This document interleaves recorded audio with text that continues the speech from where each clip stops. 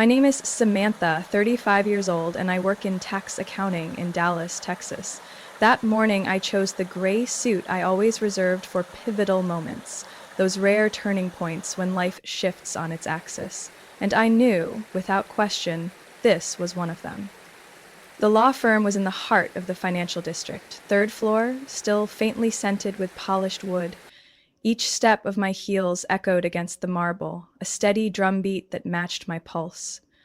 The conference room was long, the walnut table gleaming under soft yellow light, but nothing could warm the chill that radiated from my family. My mother Eleanor glanced at me like I was a late barista. My father Charles gave a nod without looking, and my brother Greg leaned back in his chair, legs crossed, sunglasses still perched on his head like he was waiting for the waiter to bring wine. My grandfather's lawyer, Mr. Harris, opened the folder, his voice so calm it bordered on merciless. We are here today to carry out the final wishes of Mr. Harold Whitaker. I sat at the far end of the table, silent. The kind of silence I'd mastered since childhood, when speaking up only made things worse. Mr. Harris scanned the room, then unfolded a carefully creased document. His voice was even. To Gregory Whitaker, Mr. Harold leaves the 1971 Harley-Davidson and his collection of hunting knives. Greg raised an eyebrow. What? That's it? Mr. Harris didn't respond. He kept reading. To Mr. Charles and Mrs. Eleanor Whitaker, Mr. Harold leaves the antique Steinway piano and a charitable donation of $10,000 made in their name to the local community foundation. My mother choked like she'd swallowed gravel. My father sat up straight, his face flushing red. This is ridiculous. And I kept waiting. Every nerve braced. Then Mr. Harris looked straight at me, no hesitation. To Samantha Whitaker, Mr. Harold leaves his entire financial estate, including all stocks, real estate holdings, and bank accounts, totaling $27 million. No one spoke for the first 3 seconds. Then, chairs scraped. Greg shot to his feet. What the hell is this? My mother gasped like she'd been shoved. My father roared. She left 8 years ago, not a call, not a message, and now she walks in like a damn queen and takes everything? I said nothing. There was nothing I needed to justify. I knew exactly what I'd lived through during those 8 years, and why I had to leave. Mr. Harris didn't flinch. This will was signed and notarized 3 months prior to Mr. Harold's death. All amendments are fully legal. I felt their eyes lock onto me, 3 blades twisting into my shoulders. My father lunged across the table, grabbing the envelope from Mr. Harris. Give me that. I reacted instinctively. What are you doing? He didn't answer. He tore open the envelope, pulled out the check, and held it up as if to verify it was real. My mother yanked the letter, my grandfather's personal note to me, from his hand. She crushed it, ripped it to shreds until the words were gone. Silent? You call that loyalty? She hissed. That's betrayal. Greg scoffed. We were at the hospital when he died. You vanished. Don't pretend Grandpa left it to you because you earned it. I didn't respond. Some things don't deserve a rebuttal, especially from people who only understand control. My father pulled a lighter from his suit pocket and flicked it to the corner of the check. No one in this family buys their way back. Not even with $27 million. I watched the flames curl the paper, smoke rising like incense over a trust, long cremated. Good, my mother muttered, eyes unblinking. Now we're even. I didn't say a word when they burned the check. I just sat there, hands resting lightly on my lap, breath steady, eyes focused through the thin veil of smoke. When my father placed the smoldering ashes into the crystal ashtray at the center of the table, I stood, calmly, as if wrapping up a routine office meeting. No one knew that the check, the carefully printed figure of $27 million, signed in my grandfather Harold's round, neat handwriting, was a replica. A custom-printed copy I'd made myself at a print shop 2 weeks ago. The real check had never been inside that envelope. Grandpa and I had planned it. Nearly 3 months ago, at a quiet cafe in Fort Worth, he pulled me into the farthest corner where the warm lighting made us look like characters in an old film. He handed me a plain brown envelope marked only with his shaky handwriting. For Samantha, only when they show their teeth? You know they won't let you go quietly, he said, voice low and steady. So we need them to think they've already won. I opened the envelope at home. Inside were a small silver USB drive, a sheet with secure banking access codes, and a notarized document stating that the entire estate, real estate, stocks, financial holdings totaling $27 million, had already been transferred into the Whitaker Legacy Trust, under my name. The account was held at a private bank in Boston, with access restricted solely to me and the trust's administrator. I placed everything in a small safe hidden behind a bookshelf, concealed by an old oil painting. I made 3 backup copies of the USB, one in my office, one in a bank deposit box, and one in the pendant I'd worn every day for the past 10 years. The envelope my grandfather prepared for the will reading was part of the act. A handwritten letter, the original, expressed his love and sorrow for staying silent too long. I kept that. The one my mother tore up today was just a thin paper photocopy, folded gently to mimic age. I remember the last line of the real letter. Silence is the sharpest weapon. Let them believe they've erased you. And when their backs are turned, stand tall as you always have. I left the law office without looking back. A rental car was waiting in the underground garage. The driver opened the door without a word. I slid into the back seat, pulled out my phone, and logged into the Trust's app. It required facial recognition, a PIN, and a secondary code sent to a private number I used solely for this account. Within 60 seconds, the screen displayed. The Whitaker Legacy Trust, total assets $27,218,450.92. I locked the app and looked out the window. The city blurred past, billboards, strangers, other lives that had nothing to do with mine. But inside me was a storm. Not rage, clarity. Ruthless clarity. I didn't need to scream to reclaim justice, I just had to act when the time was right. That afternoon, I returned to my apartment in Uptown. I didn't turn on the lights. I needed the darkness to think. I set my bag on the chair, took off my coat, and opened the hidden safe behind the painting. Inside remained the USB, the original envelope, Grandpa's real letter, and one thing no one knew existed, a voice recording of my grandfather, clearly stating each item of the will. I inserted the USB into my laptop, extracted the audio file, and launched my backup software. As the encrypted copies uploaded to 3 separate cloud servers, I opened a new document, list of top federal inheritance dispute attorneys.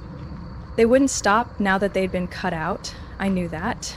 They'd strike back, maybe through legal loopholes, media, or worse. But this time, they weren't dealing with the weak daughter who ran away. They were up against a woman who knew the rules, prepared for years, and had nothing left to lose, except the illusion of family they once used to control me. My phone buzzed, a message from an unknown number. We need to talk. Someone in your family just did something very serious. I clenched the phone, my palm suddenly cold and damp. I checked the message again, no signature, no sender info, just one cold line. Someone in your family just did something very serious. Part of me wanted to dismiss it as a meaningless threat. But my intuition, that same instinct that had saved me during the years I lived alone, with no family, no safety net, told a different story. I opened my laptop, intending to transfer a small amount to the newly opened secondary account, but as I entered the login code, the screen displayed a red message. Account not found. I tried again, carefully entering each character. Still the same. I switched to the trust fund app. Usually it took less than 10 seconds to access, but today the authentication code didn't come to my phone. I checked my messages. Nothing. I tried calling customer service. The automated voice said, "This phone number is no longer associated with any accounts in our system." I straightened up in my seat, heart pounding. The feeling was familiar, like someone had yanked the floor out from under me without warning. I opened a browser tab and accessed the Social Security number verification system. Entered my personal information. Hit confirm. Results: the Social Security number had been deactivated due to the account holder being deceased. I held my breath. Read it again. And again. Deceased? I checked my public personal records. A scanned copy of a death certificate appeared. Samantha Eleanor Whitaker, born May 12, 1987, died March 2nd this year. Cause: car accident, verified by dental records. I removed my hands from the keyboard and fell back in my chair. The apartment suddenly felt unnervingly quiet. It wasn't just about money or reputation. They were trying to erase me from the world. On paper, in legal systems, and if necessary, from the memories of anyone who ever knew my name. I called the Texas Civil Records Office, trying to keep calm as I spoke to the receptionist. Hi, I need to check on something. I just discovered a death record filed under my name. Please provide your Social Security number and identification. I read each number slowly. Silence on the other end. Ma'am, this number was deactivated 2 weeks ago. According to our system, Miss Samantha Whitaker is deceased. The record was submitted by North Park Community Hospital. You're speaking to me. You know I'm not dead. I need to know who submitted that file. I'm sorry, I can't release that information over the phone. You'll need to come in person with identity verification documents. The problem is, I don't have any valid ID, I said, my voice shaking slightly, because you already declared me dead. The receptionist went silent. I understand. Please go directly to the main office in Austin. You'll need to confirm your identity as soon as possible. I ended the call, still holding my phone. They didn't just want to take my inheritance. They wanted to make sure I could never claim anything again. Because if a person is legally deceased, every contract, asset, account, and benefit gets frozen or easily transferred to someone else. I tried logging into my credit account, card disabled. Tried the DMV, driver's license revoked. Anywhere I had ever left a trace now only showed one word: deceased. I exhaled hard through my nose, stood up and opened the desk drawer, pulled out the envelope I had hidden away, an old passport with my mother's maiden name, a copy of my college graduation photo, unused birth certificate copies. It wasn't enough. I needed real proof I was alive. I needed a witness, original documents, and someone willing to speak for me. I opened my old personal email, the one I used for academic records back in college. An unread message appeared, sent 3 weeks ago from an unknown address. It's no coincidence they chose North Park Hospital. I used to work there, and I still have a scan of the original file before it was altered. At the bottom, if you're alive, come to Crestwood Public Library, 3rd floor, 7 p.m. tonight. Don't come alone. I looked at the clock, 6:12. I still had time, but that also meant someone knew I'd been erased, and they knew I'd strike back. I changed clothes, slipped the USB into my coat pocket, locked my apartment door, and didn't forget the most important thing, a small bronze key my grandfather once gave me, saying, "One day, you'll need to open a door no one else believes exists." I arrived at Crestwood Library at exactly 7 p.m. The 3rd floor was deserted. Fluorescent lights cast a pale glow over long wooden tables, and the silence was deep enough to hear the wind slipping through old window frames. A woman sat in the far corner, hands resting on a thick file. Pale blue coat, silver hair neatly tied back, gray eyes behind thin glasses. When I stepped closer, she nodded. "Samantha Whitaker?" I nodded slightly. "And you are?" "I'm Eleanor Brooks. I used to manage data at North Park Hospital, and I have a piece of the truth they couldn't bury." She slid the file toward me. "This is the original death certificate before someone altered it." I flipped through the pages. Under cause of death, it was blank. No dental confirmation, no coroner's report, and the physician's signature was replaced by a faded stamp that didn't match any practicing doctor in the system. The person who filed this into the system was named Margaret Whitaker. Eleanor looked up at me. Your sister-in-law. I nodded, my throat dry. But she doesn't work at the hospital. That means someone on the inside helped her. I turned to the last page. An internal access code? Only IT staff could generate that. I kept this as my own insurance. I never meant to get involved until I saw your name on the deceased registry. That's when I knew this wasn't just family business anymore. I thanked her and slid the file into my bag. Before I turned to leave, Eleanor pressed a small object into my hand, a metal key attached to a plastic tag labeled 8. You should go to Langford Vault. I don't know what's inside, but Mr. Harold once rented box number 8. 3 weeks before he passed, he called me to verify a security code for a special courier. I think he left something for you. The next morning, I drove to Langford Vault, a private asset storage facility on the western edge of Dallas. No signage on the building, only a steel door and a suited guard outside fogged glass. I presented my ID, key, and access code. After several minutes of verification, the attendant led me into the basement. The air carried the scent of pine wood and cold steel. Box number 8 sat in the far corner. When the door opened, I stood before a large metal safe, its face engraved with a horse, exactly like the one Grandpa used to sketch on his cigar boxes. I opened the safe. Inside was a brown leather briefcase, a red wax sealed envelope, a silk-wrapped USB drive, and a bank check worth $27,218,450 in my name. I held my breath. Everything inside was real. The check was signed in the round cursive I'd seen every birthday growing up. At the bottom, the seal of Whitestone Trust and Capital Bank. I picked up the sealed envelope. On the outside, only 3 words in his handwriting. Hey, open after fire. I opened it. Inside was Grandpa's letter. If you're reading this, it means they burned the fake, and you've kept your promise, silent but aware. Samantha, you weren't chosen because you're the only granddaughter. You were chosen because you never sold yourself for affection. They use love as leverage. You don't. That's why you will inherit this legacy. Not just the money, but the true meaning of the Whitaker name. I set the letter down, pulled out the USB, and plugged it into the laptop I'd brought. A video file popped up. Final message, H. Whitaker. I hit play. Grandpa sat in his old study, bathed in amber lamplight, oak bookshelves behind him. His voice was raspy but steady. If they're trying to erase you, it's because they fear you. And when power fears truth, it'll do anything to make you invisible. He paused.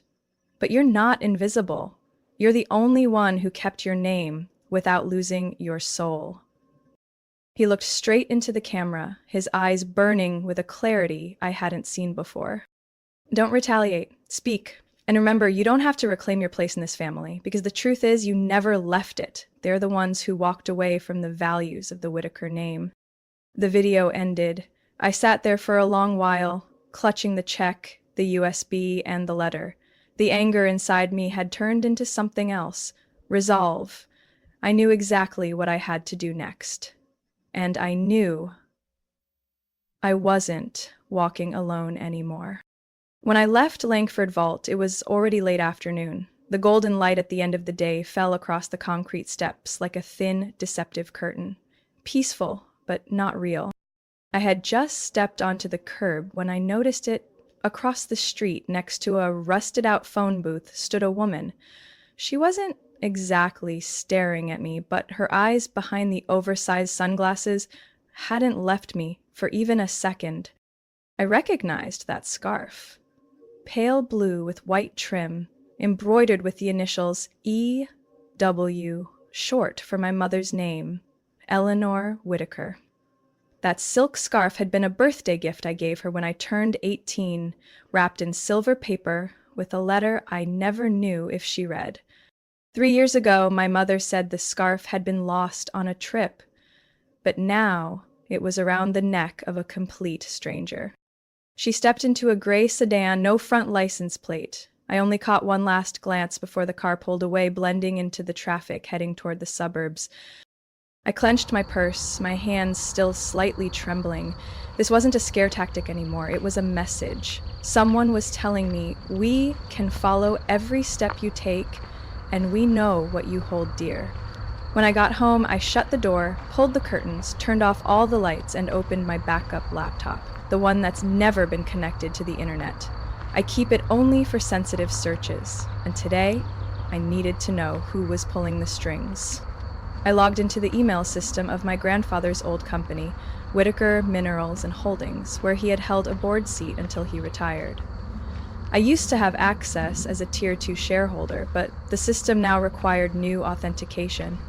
After a few minutes navigating through hidden links I'd saved, I managed to access an internal account labeled mholder at whhd.group. There was one unread email. The subject line read, "They're faking the ballots." I clicked to open it. The body contained only one sentence. On March 12, a special shareholder meeting was held without the legal heir present. Minutes were signed by Charles, Margaret, and Gregory Whitaker. Mr. Harold's signature was forged. And attached was a file, a scanned transfer document handing full company control to Gregory Whitaker, the forgery glaringly obvious. I nearly lost my balance.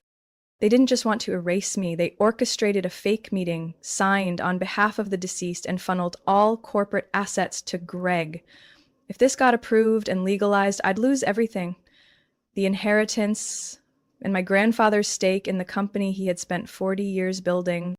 I printed the file. Each page was a piece of evidence in a scheme larger than I had imagined. This wasn't a family dispute anymore. This was a coordinated inheritance heist, weaponizing the legal system to legitimize what they had no right to own. I returned to the safe, grabbed handwritten letters, a video file from vault number 8, and the original will.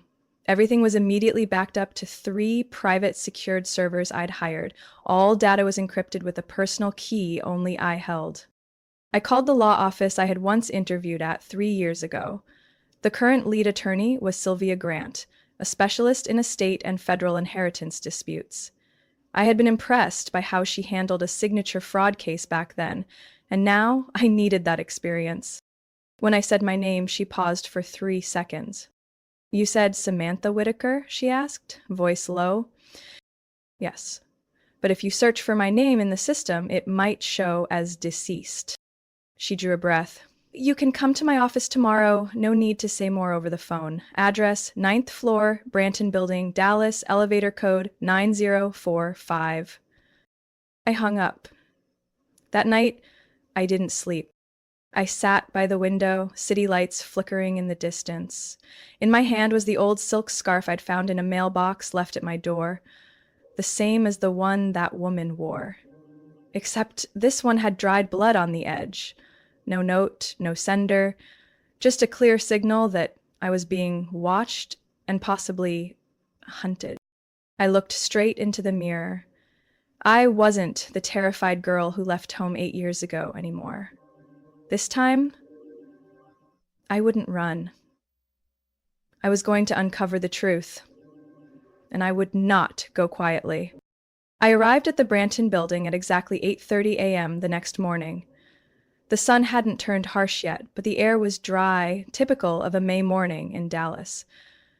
The 9th floor greeted me with the scent of freshly cleaned carpet and the rapid clicking of keyboards behind the reception desk. The office door bore a silver nameplate, Sylvia Grant, Estate and Federal Litigation. Sylvia wasn't what I had imagined. No black suit or cold television lawyer demeanor. She wore a white shirt with the sleeves rolled up, her silver hair neatly tied back. But when she looked at me, her gaze sliced through every defense I had built. "You're here," she said, like we'd met in another lifetime. "I've got the meeting room ready." The small room had gray walls, a heavy wooden table, and leather chairs. On the table were a laptop preloaded with encryption software, a high-speed document scanner, and an unlabeled file folder. I need to know everything, she said. No guessing, no blanks. I placed the following items on the table: a USB containing Grandpa's video, the original will, handwritten letters, the real check, a copy of the forged documents, Vault No. 8 records, internal emails from the company, and the falsified death certificate. She didn't overreact, just nodded and started scanning each item into the system. Harold's signature on this document, she pointed at the paperwork Charles and Greg had used to call the fake board meeting, doesn't match any legally recognized sample. I know. They forged it, I replied quietly. Not just forgery. This is corporate fraud, estate manipulation, and, if proven intentional, we could push for a federal investigation into elder abuse and asset seizure through psychological coercion. I leaned forward. You mean they could face criminal charges? Not just could. If we can prove Harold was coerced into signing an outdated will while cognitively impaired, we're looking at a criminal case involving abuse of a legally incapacitated person. Sylvia pushed her glasses up her nose. And if they faked your death certificate to hide the asset transfer? That's identity fraud, a very serious federal offense. I sat still for a moment, letting words like abuse, fraud, criminal sink in. Do you think I'll win? I asked. Sylvia looked up, her eyes firm. I don't take cases to lose. I take them when I see the truth. And the truth, when backed by evidence, it's heavy as stone. No one can push back against it. We spent the entire morning backing up the data into 3 separate encrypted servers, organized under categories: legal will, document forgery, elder abuse, identity fraud, and unlawful corporate transfer. She also instructed me to create a sworn affidavit outlining every step I had taken from learning about the inheritance to discovering my erasure from the system. We need to name the case file, she said, tapping the table. Something that forces the court to look. I looked at her. Call it Whitaker Inheritance Unmasked. She smiled. You're not just a survivor, you're a navigator. By noon, we ordered takeout, though I couldn't eat. Part nerves, part exhaustion. My phone kept ringing from unknown numbers. I didn't answer. Sylvia had been clear. From now on, you don't speak to anyone tied to this, especially not family. Anything you say can, and will, be used against you. Even my mother? I asked. Especially your mother. She paused, eyes sharp as blades. Because she's the only one with motive and access to trigger the fake death report. And from what I'm seeing, the hospital signature matches. Eleanor's handwriting sample. The whole room seemed to turn cold, like someone had opened a window and let the wind cut through my chest. By late afternoon, the lawsuit package was complete, sealed, and sent to the Northern District Federal Court of Texas.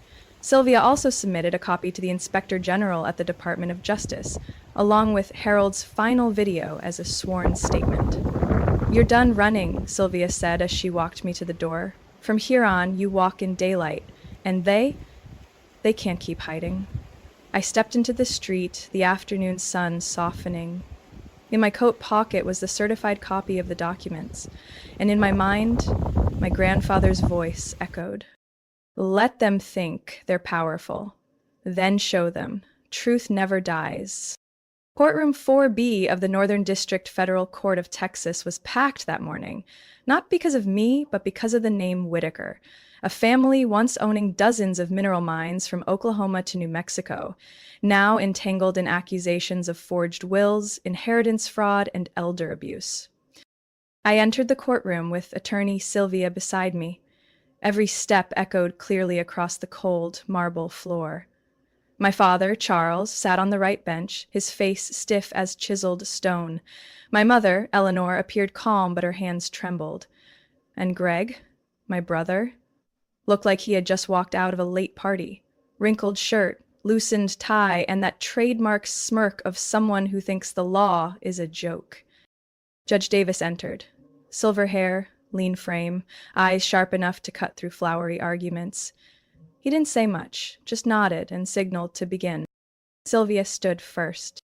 Your Honor, she began calmly, we are here today not only to clarify the rightful inheritance of my client, Emma's Samantha Whitaker, but to expose a chain of deliberate and serious violations aimed at an elderly individual and a legal heir in an attempt to seize assets and erase her identity as a citizen. She presented the case file divided into 7 sections. Each document was numbered, certified, and verified. The final valid will of Mr. Harold Whitaker, complete with signature, a recorded signing session, and confirmation from notary Edna Morales, who was present during the signing. A video testament from Mr. Harold, filmed in his private study 3 weeks before his passing, stating clearly, I leave all financial assets and control of the business to Samantha, the only one who never asked anything of me but always understood the true value of the Whitaker name. The forged death certificate, showing signs of tampering from North Park Hospital, with original records provided by Eleanor Brooks, a former staff member. Forged internal documents, copies of business transfer forms signed with a duplicated version of Harold's signature. Internal email transcripts revealing coordination between Charles, Greg, and Margaret, Greg's wife, in staging an unauthorized board meeting. When the video played showing my grandfather in his study, his voice deep and clear. If you're watching this, they've shown their faces. You know this. Money can't redeem a name. Only truth can. The entire courtroom fell silent. Then the family's lawyer stood, a tall man with brown hair and rimless glasses named Bennett. He tried to claim that Harold was slightly senile, emotionally compromised when writing the will. Sylvia didn't flinch. Your Honor, if he were senile, then how could he articulate every name, every figure, and lay out a systemized plot so precisely in this video? And it had no answer.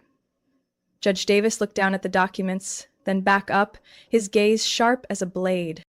After reviewing the evidence, video footage, notarized confirmations, and independent witness statements, this court determines that the only valid will is the one signed on February 3rd of this year, naming Samantha Whitaker as the sole heir to all financial assets and business holdings of Harold Whitaker. I didn't blink. I didn't smile. I just sat upright, palms quietly clenched. The judge continued, furthermore, this court orders a federal investigation into Charles Whitaker, Eleanor Whitaker, and Gregory Whitaker for the following charges: falsifying legal documents, elder coercion, corporate fraud, and violations of federal identity protection statutes. Greg shot up from his seat. She staged all of this? She's the runaway? You will sit down, the judge's voice was low but firm, and you'd best prepare a solid defense. You're going to need it. When the trial concluded, I stepped out into the harsh midday sun. Reporters swarmed. Cameras pointed. Flashbulbs flickered like waves crashing against the shore. A woman shouted, "Do you have anything to say to your parents after all this?" I paused, turned toward the lens. They thought they were burning money, but what really burned that day was their last chance to be decent human beings. I walked away. Behind me, quieter than any family gathering I'd ever endured, but inside me, for the first time in years, was the sound of my own voice, untouchable by anyone. 3 weeks after the trial, the name Samantha Whitaker appeared everywhere. Financial headlines, local news, and national legal forums, but no one asked about the money.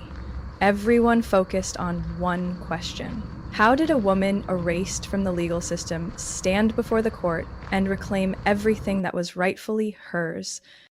I didn't give interviews. I didn't appear on talk shows. I declined invitations from major news outlets. I simply posted a short message on my personal page with an old photo of me and my grandfather. They said enough the day they burned the only love that ever truly saw me. No further explanation was necessary. The following week, I returned to Fort Worth, where my grandfather once lived. The old 2-story wooden house with a wide porch and wild white daisies blooming around the yard, where quiet summers once unfolded, with honey-glazed roast chicken dinners and jazz music on the radio. I opened the door, dust thick on the brass handle, floorboards creaking under every step. But the house was intact, as if he had just stepped out, and would be back by late afternoon. I spent the whole day cleaning, hauling down boxes from the attic. Inside were handwritten letters he had written to me, small wooden toys, and my childhood drawings he had kept. No one ever told me he cared that much, but he preserved it all in silence, while the rest of the world screamed to erase me. I found the brown leather notebook he always carried. On the first page he had written, "Not everything loud is right. Sometimes, quiet persistence is the strongest form of defiance." I closed the notebook and placed it on the wooden shelf in the study. This would be my new office, not in a towering skyscraper in downtown Dallas, but in the very home that raised values no money could measure. A month later, I completed the federal process to restore my identity. The name Samantha Whitaker was officially reinstated.